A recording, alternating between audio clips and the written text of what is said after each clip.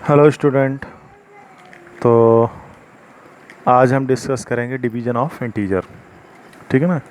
Division of integer क्या होता है। ठीक। सबसे पहले जानो कि ये न्यूमरेटर है और ये डिनोमिनेटर है। ठीक है ना। न्यूमरेटर और डिनोमिनेटर में देखो क्या है। अगर न्यूमरेटर में भी प्लस है डिनोमिनेटर में भी प्लस है तो जो भी सोल्यूशन होगा उस वो कैसा आएगा, पॉजिटिव आएगा। अगर डिनोमिनेटर में प्लस है न्यूमरेटर में प्लस है और डिनोमिनेटर में माइनस है तो क्या आएगा, माइनस आएगा। अगर ऊपर नीचे दोनों ही माइनस है तो क्या आएगा, प्लस आएगा।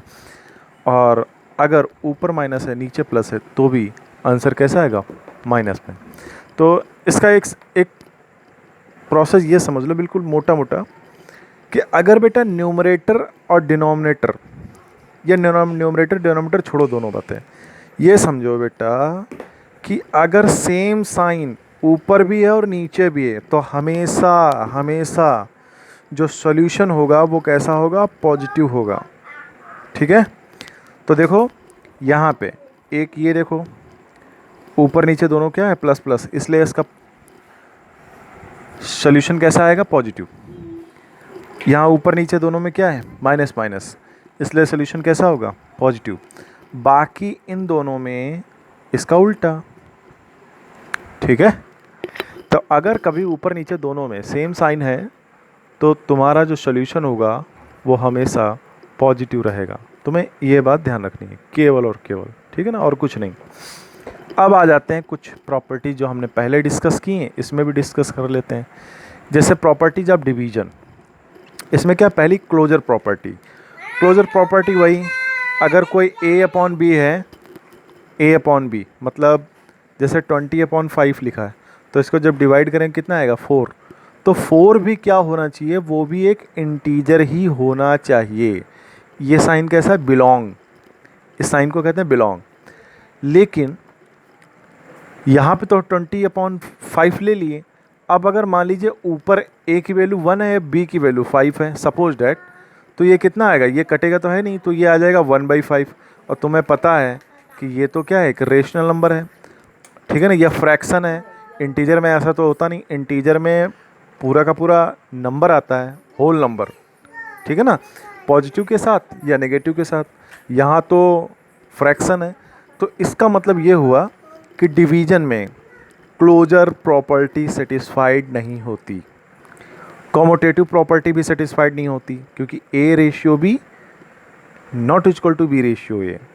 मतलब कहने का मतलब ये है कि अगर मान लीजिए यहाँ पे 6 लिखा है, 6 को तुमने 2 से डिवाइड किया तो क्या वही आंसर आएगा जो तुम डिवाइड करोगे 2 को 6 से, नहीं ना। एसोसिएटिव प्रॉपर्टी भी फॉलो नहीं होता कि A divide by B divide by C not equal to A divide by B और ब्रैकेट बंद डिवाइड बाई सी, ये भी फॉलो नहीं होगा। ठीक है ना। इसी तरह से अब यहाँ पे एक नई प्रॉपर्टी क्या है, प्रॉपर्टीज ऑफ वन। वन की प्रॉपर्टी क्या कहती है कि बेटा अगर हमने किसी भी इंटीजर को 1 से डिवाइड किया तो हमारा आंसर वही इंटीजर होगा। ठीक है। जैसे कि मान लीजिए 5 को डिवाइड करना है 1 से तो कितना आ जाएगा, 5 ही आएगा।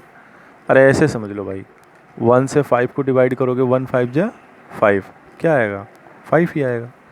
प्रॉपर्टीज ऑफ जीरो क्या कहता है कि जीरो को दुनिया का कोई भी इंटीजर डिवाइड अगर करता है तो हमेशा वैल्यू कैसी होगी, जीरो होगी। ये बात ध्यान रखना। यहाँ पे ये ए बना है, ए मतलब एनी इंटीजर एनी नंबर। यहाँ पे एग्जाम्पल के रूप में देखो, जैसे जीरो को डिवाइड करना है 5 से तो क्या आएगा, जीरो। जीरो को डिवाइड कर रहा है 6 तो भी कितना आएगा, जीरो। जीरो को डिवाइड कर रहा है 1 तो भी क्या आएगा, जीरो। जीरो को डिवाइड कर रहा 100 तो भी क्या आएगा, जीरो। अगर जीरो को कोई नंबर डिवाइड करता है तो हमेशा वैल्यू जीरो ही आएगी। और देखना चाहते हो तो ये है हमारा बेटा, ये देखो पड़ोस में खेल रहा है। ठीक है, डिस्टर्ब कर रहा है, मैं पढ़ा रहा हूँ तो मेरी तरफ झांक रहा। केसु हेलो करो बेटा, बच्चों को हेलो करो, हेलो। ठीक है ना। अब ये देख रहे हो इनके हाथ में एक कंघा है और एक ये जीप। ठीक है ना।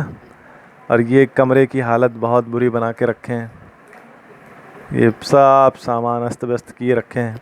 मैं यहाँ पे कैमरा रख के पढ़ा रहा हूँ तो डिस्टर्ब कर रहे हैं। चलो भाई, दिखा दिया हमने आपको, हैं, अपने बेटे को भी। तो अब हम बात कर रहे हैं डिवीज़न बाय ज़ीरो। अगर अभी हमने ये कहा कि किसी भी ज़ीरो को, मतलब ज़ीरो को कोई भी इंटीजर डिवाइड करता है तो ज़ीरो ही आता है। अब ये है कि अगर हम किसी इंटीजर को ज़ीरो से डिवाइड करें, इसका क्या मतलब हुआ? ज़ीरो से मतलब ज़ीरो यहाँ लिखें और 5 यहाँ लिखें मान लो, तो क्या होगा?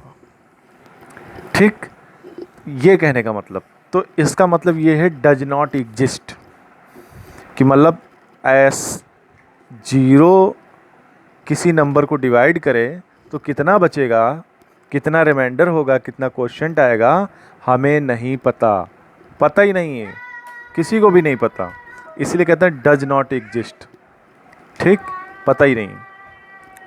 अब हम एक्सरसाइज 1.3 पे